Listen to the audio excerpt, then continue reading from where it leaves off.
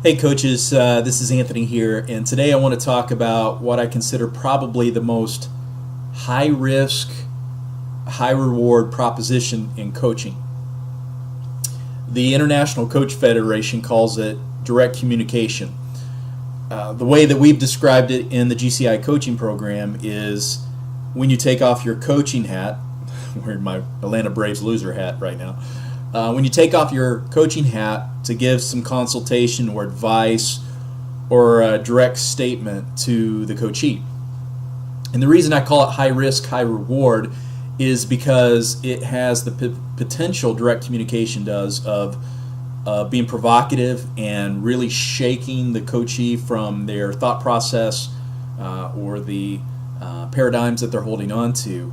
But it has high risk in that they can immediately get defensive, and in some cases, and as I've gotten to know Christian coaches around the country, the thing I've heard more and more is that direct communication with the coachee or the client, if you're a hired coach, can be the one thing that takes the coaching relationship directly up into an upward trajectory, or it can be what gets you fired. The International Coaching Federation calls direct communication, I'm reading this as a direct quote from their website, direct communication is the skill of easily and freely sharing observations, intuitions, and feedback with the client without attachment. And what they mean by that is if you are to make a statement, an observation to the coach or to the client or coachee, you have to be willing to hold that observation or advice loosely.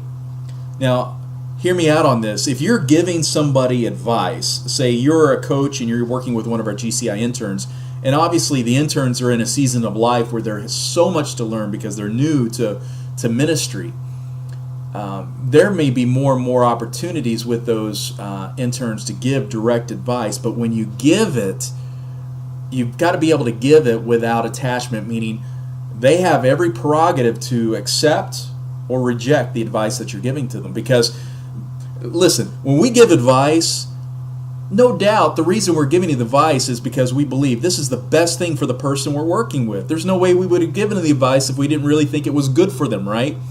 And so it's frustrating when you give the advice and it's not received.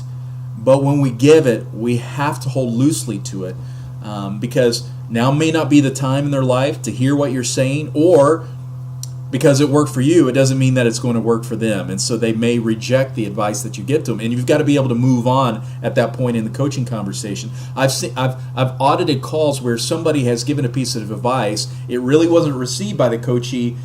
And so the coach reiterates the point. That's giving advice with attachment, meaning you're holding on to this piece of advice, this idea you've given, and it's really frustrating for you that they're not taking it in the moment. You've got to be able to give it without attachment. So here's an example, just an example that might come up in the course of one of your coaching conversations. You might sense that you are making a direct statement to the coachee and they're taking what you say defensively. Now, you could do a couple of things here. You could call it out or ignore it. And I think ultimately, if you sense that someone's being defensive as you're having the conversation, it's wise to get underneath it and understand why they're being defensive.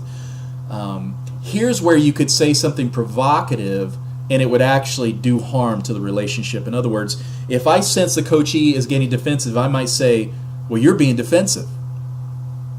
Well, what's going to be the response to that? Well, there's a good chance that it's actually going to make the defensiveness even more acute, because I haven't given any wiggle room to the coachee when I make that statement. I'm saying you're being defensive, and that's all there is to it. Why are you being defensive? And that just immediately even creates a greater need to kind of put up the shield. Maybe a better way to say it is, I'm sensing defensiveness with you right now. Can you talk to me about that? Help me understand. Or what is it that you think? Because what that does, instead of you coming right out to say you're being defensive, it actually gives room for the coachee to come out from under it, because maybe they're just having a bad day. Maybe just things have not gone their way that day, and so everything sounds defensive, and they're really not. but you still want to get to the heart of it. What's going on? How can I best serve you? So you have to be really careful in the way that you phrase things. You're still trying to get to the same point in the conversation, but you're doing so in a way that's not so off-putting as you do it. Now, a couple of things, examples of where I have used direct communication with a coachee. One example when it worked really well. One example when it didn't work well at all. Okay, I think it's only fair that we look at both of them. One time with one of our interns, I mentioned that I just came out and said it. My sense of it is that you don't really want to do this, even though you told me that you did want to do it. And I just let it sit there. And they admitted right away, you're right, I just don't want to do this. And we had been going round and round about something that this intern said that they were going to accomplish, and it was frustrating them, it was frustrating me. I wasn't quite sure what to do, so I just felt like the opportunity, and only this, obviously this is under the leadership of the Holy Spirit. We have to be very judicious when we come direct like this, but I just felt the need in this moment to kind of crack the nut of this coaching conversation, was just to go direct and say, listen, this isn't working, and I just really don't think you want to do it. This person owned it, to their credit. And that opened up quite a bit of healthy, vibrant conversation after that we were able to dive into together. So that worked really well. In another scenario, when I went direct, and I probably did so with too much attachment when I said it, this person was looking for coaching in terms of a relationship, a very important relationship in their life. And after listening for some time to the ins and outs, the details of the conversation, I finally said something to this effect. I think you're being selfish in this relationship, and I don't see this working out. And I gave several reasons why. Now, this person that I was coaching wanted my advice, but they sure didn't want it the way that I gave it. And I pressed in on it even when they pushed back on what I had to say. And ultimately, this person shut down on that topic and came back on the next coaching conversation and talked about how offensive they found my comments and how they felt like they needed to forgive me for the way that I said what I said. I still, even looking back on that situation now, I still think what I said was appropriate and right, but it wasn't right for the time. I hadn't built up enough trust in the relationship to be able to communicate what I said, and I can see that now.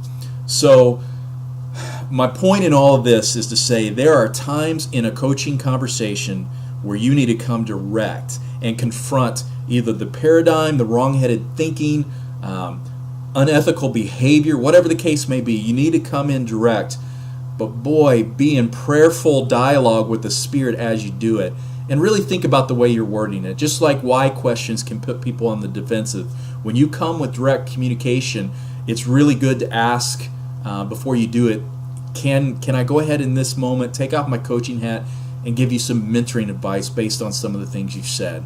Ask for the permission, let them give you the space to enter into that kind of intimate space into their thinking, and then go ahead with the challenge. But do it judiciously, do it wisely, and certainly do it prayerfully with the guidance of the Holy Spirit. We'll talk more about this on tomorrow's webinar about leadership development, but direct communication is a really important piece in terms of helping people move forward. That's all for today. Have a good one. Talk to you later.